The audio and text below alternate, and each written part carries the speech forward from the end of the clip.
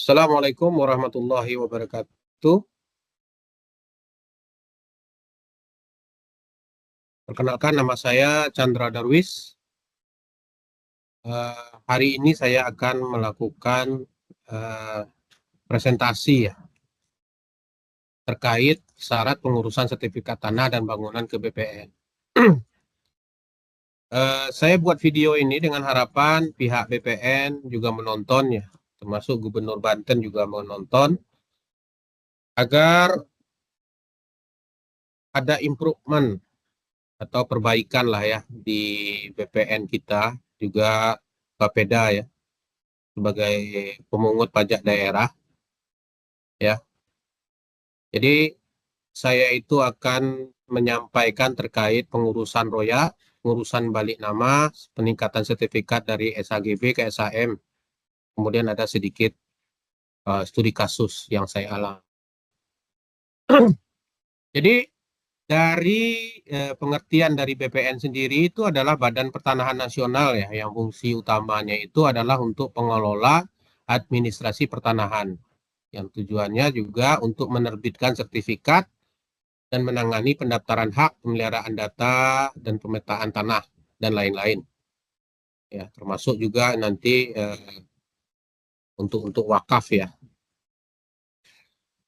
Kemudian kita akan bahas terkait roya ya. Itu pencoretan hak tanggungan. Biasanya kalau kita kredit ke bank, kita akan melakukan roya. Itu hak guna tanggungannya akan dicoret.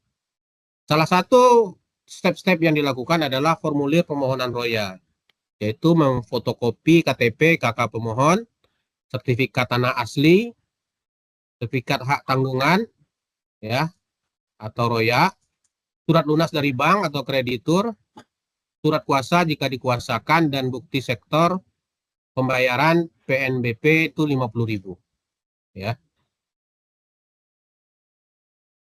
Nah, di sini kita akan melihat ya, untuk step-stepnya yang dibutuhkan dari dokumen yang dibutuhkan untuk roya ini adalah sertifikat asli ya, sertifikat hak guna tanggungan, kemudian surat keterangan lunas dari bank, fotokopi KTP dan KK pemohon, formulir permohonan dan materai. Kemudian dasar hukumnya Undang-Undang Nomor 4 Tahun 1996 tentang hak tanggungan. Biayanya 50.000. Lama prosesnya 5 hari kerja. Ini sesuai prosedur, ya. Namun kenyataan di lapangan ini jarang Bapak Ibu ya, yang 5 hari itu jarang. Nanti kita akan bahas. Kemudian balik nama setelah jual beli atau lelang. Ya, dokumen yang dibutuhkan itu sertifikat asli, akta jual beli, AJB atau risalah lelang, KTP dan KK pembeli penjual, bukti SPPP, SSP dan SEB, pajak pembeli dan penjual, formulir dan materai, dasar hukum PP nomor 24 tahun 97 tentang pendaftaran tanah. Nah, biayanya sekitar 1% dari NJOP ya, nilai transaksi. Lama proses 5 sampai 14 hari kerja. Tapi aktualnya nanti akan kita bahas. Peningkatan dari SHGB dengan KSM, sertifikat hak milik ya. Ini yang dibutuhkan, dokumen yang dibutuhkan itu sertifikat SHGB asli, fotokopi KTP dan KK, pajak bumi bangunan berjalan dan bukti lunas, surat permohonan yang ditandatangani di atas materai, dasar hukumnya PP nomor 40 tahun 1996 dan Permen ART Kepala BPN nomor 3 tahun 1997. Biaya mengacu nilai tanah kali 0,5% NPOP. Lama prosesnya 5 sampai 20 hari kerja. Ini di prosedur ya Bapak Ibu ya.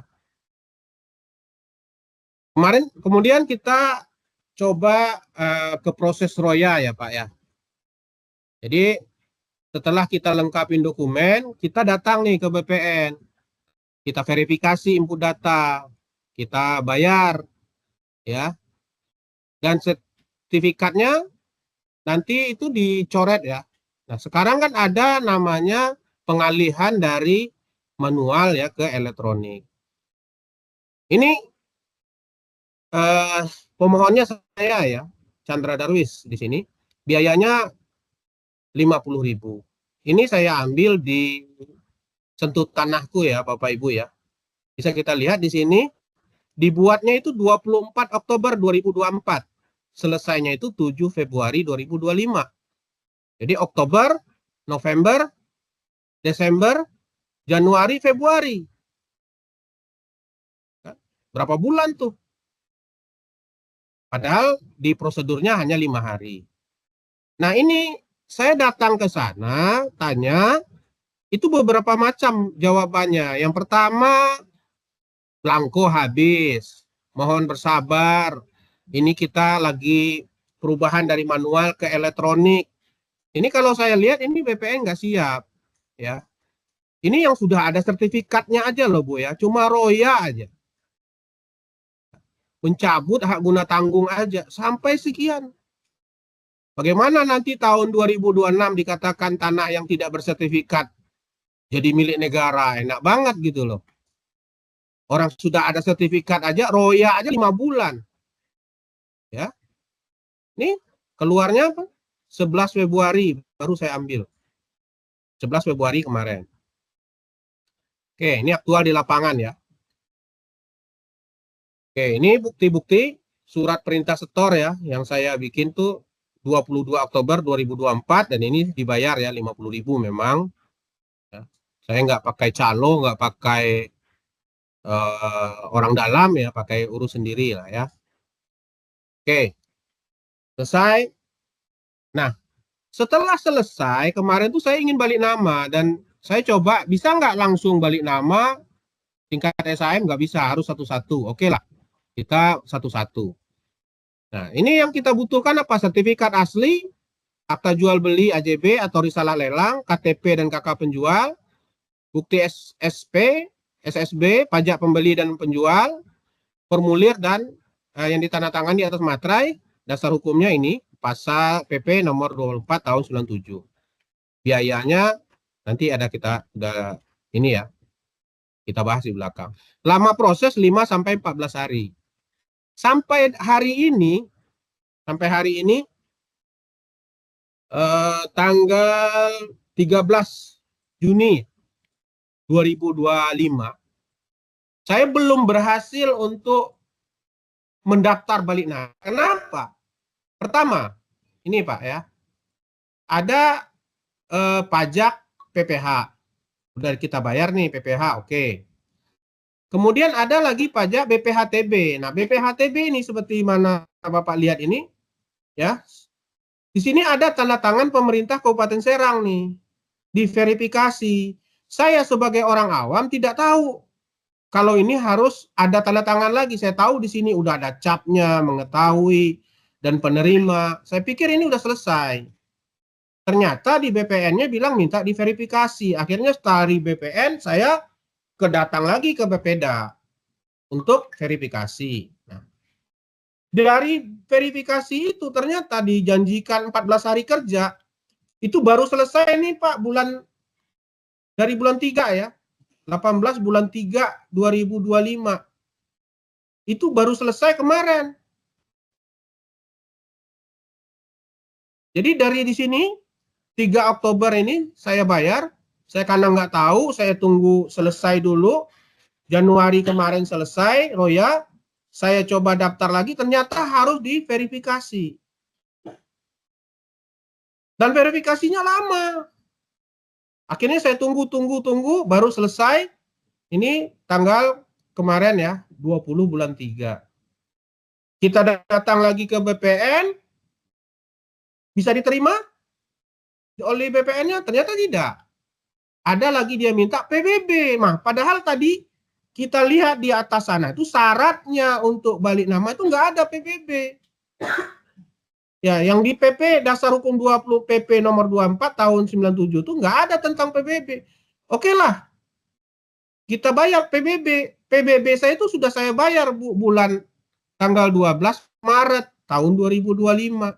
Tapi orang BPN-nya minta juga ada surat pemberitahuan pajak terhutang. Dan ini masih di desa. Akhirnya kayak kami tunggu.